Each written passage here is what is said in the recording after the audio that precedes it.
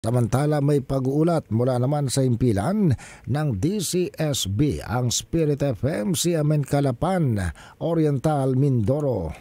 CNN Live Nation. Dennis Nebrejo, magandang araw sa iyo. Magandang araw kasama Ariel, magandang araw Calapan City, Oriental Mindoro, magandang araw Pilipinas. Naaresto ang nasa 251 individual ngayong nakalipas na Enero sa Reyong Mimaropa bilang pagsugpo sa kriminalidad ayon sa Police Regional Office Mimaropa.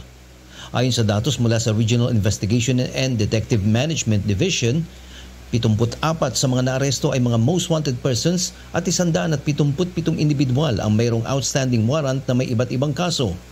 Ilan sa mga naaresto ay ang high profile at number 1 most wanted sa rehiyon, ang 30 anyos na si Jeron na may mga kasong multiple counts of rape, sexual assault, acts of lasciviousness sa ilalim ng Revised Penal Code at RA 7610. Kasama na rin na natimbog ay sina alias Roger na nasa top 5 most wanted persons na may 2 counts of rape. Ang top 9 na 42 anyos na si Erwin sa kasong rape na may kaugnayan sa RA 7610 at ang nasa top 10 na si Rodel na wanted sa lascivious conduct.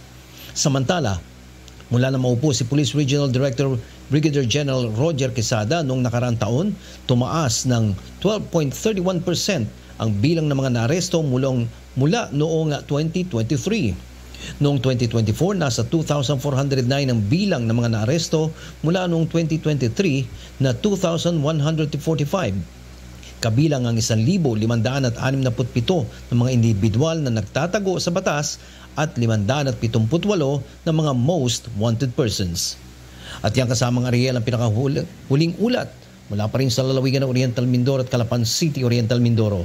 Ako pa rin si Dennis Nebrejo ng CMN 104.1 Spirit FM Calapan City, nagulat na live para sa CMN Pilipinas. CNN Live Nationwide. Maraming salamat Dennis Nebrejo. Mula po naman sa himpilan ng DCSB ang Spirit FM CMN Calapan, Oriental, Mindoro.